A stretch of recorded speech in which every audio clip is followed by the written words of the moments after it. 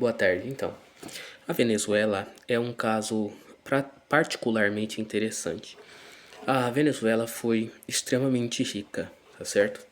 A Venezuela cometeu os mesmos erros da Argentina, só que os erros da Argentina foram um pouquinho diferentes. Eu vou explicar para vocês o porquê.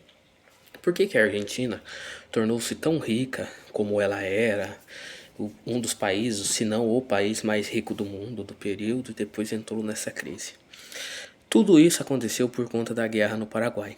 Quando teve a guerra da Tríplice Aliança, o Brasil quis ir até a morte do Solano Lopes e a Argentina não. Então a Argentina aproveitou bastante da saída dela na guerra para vender armamento para o Brasil, tudo, para o Brasil comprar coisas também da Argentina, porque o Brasil não era independente na questão de alimento no período, nós dependíamos muito da Inglaterra e tal, e passamos a comprar bastante insumos tal da Argentina, carne argentina, couro argentino e tudo mais. E a Argentina ganhou muito dinheiro com essa especulação da guerra, mas muito mesmo. E aí começou a migração de europeus para a Argentina e vendo um país que tinha tudo a ser construído, decidiram ficar raízes e construir aquele país e construir aquelas arquiteturas belíssimas que sobrou um pouco ainda no interior das províncias de Buenos Aires ali. A maioria foi destruída porque não tinha como manter a pompa e a glória do período da Belle Époque argentina. Tem um custo muito grande para ser mantida, por isso que nós vemos no Brasil vários prédios públicos do Império caindo aos pedaços, tal, porque aquilo detém uma, eu não me lembro se a palavra é detém, necessita de uma manutenção constante, tá certo? Economias com a moeda extremamente valorizada no passado faziam prédios neoclássicos rebuscados para que não houvesse ociosidade de mão de obra no país. Então, restauradores, tal, restauradores de obras de artes e outras coisas que acabam se perdendo quando o país entra no período deletério da economia. Só que a Argentina estava indo muito bem, até que um grego mudou a história da Argentina para sempre, tá? Foi uma confluência de fatores. Primeiro, o generalíssimo Francisco Franco restaura o catolicismo na, na Espanha, e o filho do rei da Espanha que vivia na Argentina em exílio vai, não, desculpa, não é o filho do rei, a elite,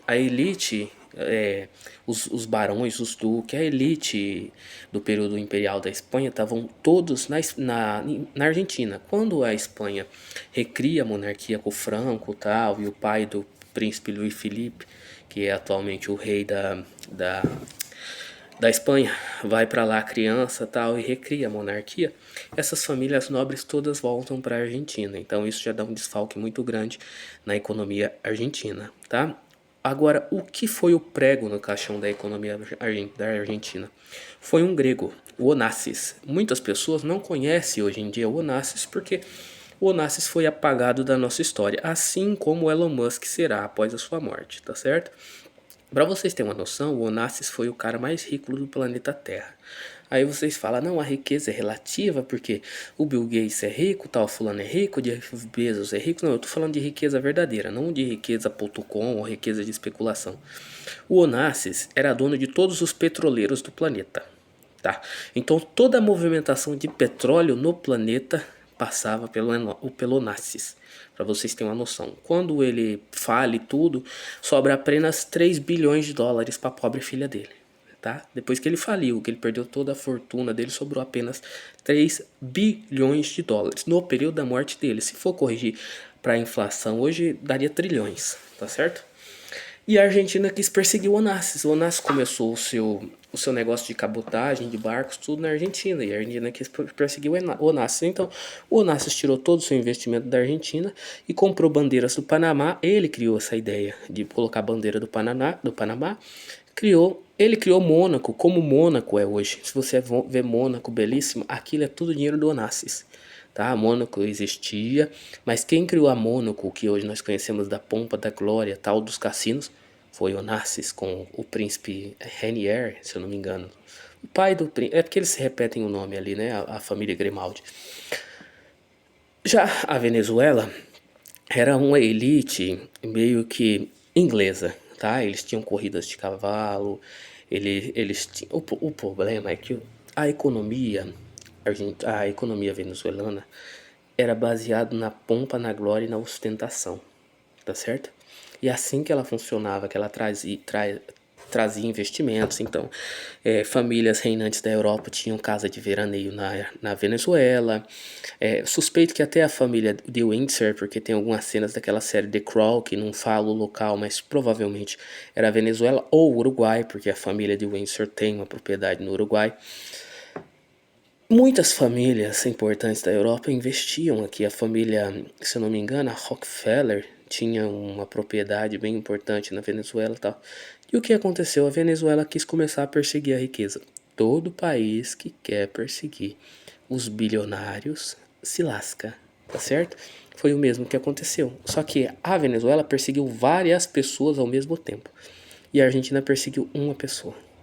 E o restante foi embora porque quis. Então, a Venezuela não tende a voltar a ser um país rico, tá? Eu sinto muito aos venezuelanos, isso é uma pequena ilusão.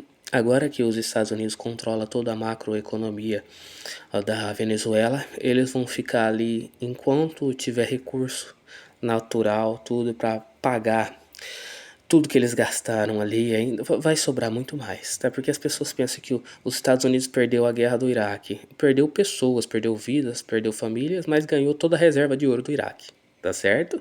Então, não tenha lado econômico, não tem mocinhos, não tem bandidos, não tem nada. O único conselho que eu posso dar para vocês é que quando um navio está afundando, você não segue as pessoas se desesperam, você segue os ratos, porque os ratos sabem para onde estão indo. E a mesma coisa com os ricos, os antigos ricos. Quando você vê uma movimentação muito grande de certo tipo de pessoa saindo do país, aí é o momento que você tem que se preocupar. Se preocupar não é o momento agora, tá?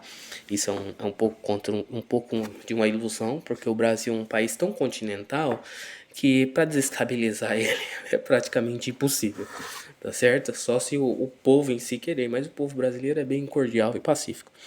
A Venezuela não vai voltar a ser um país rico, tá? Ele vai ser um país periférico, esquecido da América Latina. Não fiquem bravos comigo, os venezuelanos, vocês que fizeram escolhas erradas, tá certo?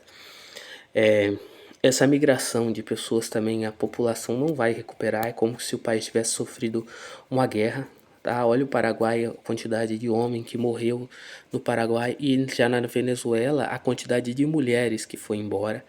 Não dá para confiar nos censos do país, mas provavelmente a questão de quantidade de mulheres, de fecundidade, vai estar num estágio deletério, porque muitas e muitas e muitas mulheres e com filhos e crianças foram embora, então vai ficar uma sociedade velha, idosa, tá? Quem vai pagar essa conta? É complicado, são inúmeros fatores que fazem com que desestabilize um país. A história da Venezuela vai ser reescrita agora, tá certo? O Maduro vai cair no esquecimento, igual Getúlio Vargas caiu aqui no Brasil. Getúlio Vargas, assim como o Maduro, cometeu atrocidades nesse país. E hoje em dia vendem ele como o senhorzinho ou o melhor governante do Brasil, nem de longe, tá? Nem de longe. O cara criou campos de concentração antes dos nazistas. Não, isso é mentira, não, isso é verdade. Houve uma grande fome no Nordeste por conta de uma seca e houve uma migração gigantesca de nordestinos. O Getúlio Vargas criou campos de concentração e recolheu para tirar esses pobres das ruas, tá certo? Então ele não é esse cara tão bonzinho assim. Ele entregou judias para a Segunda Guerra Mundial. Tudo bem que ali era meio pão e circo, porque o governo dele era todo zionista, né? Então ele entregou aquela Olga alguma coisa, meio que de pão e circo, tá? As questões são muito mais complexas. Os descendentes do governo Vargas ajudaram a criar o Estado de Israel. O cara que estava presidindo a votação da ONU, Oswaldo Aranha, que era um zionista, era brasileiro, tá certo? O parente dele, o neto, é um colecionador de livros espetaculares, conhecido na França, tudo por isso. E eu acredito que eu tenha dito tudo que eu tenho para dizer, não tenha saído do foco. Se esse conteúdo foi importante para você, eu trouxe algum alguma novidade ou agregou algo na sua vida, eu peço por gentileza que deixe seu comentário, mesmo que for crítica, ficarei muito contente em responder a todos, tá certo? Deixe seu like, inscreva nesse canal e indique para os amigos. Uma boa tarde a todos, até o próximo vídeo.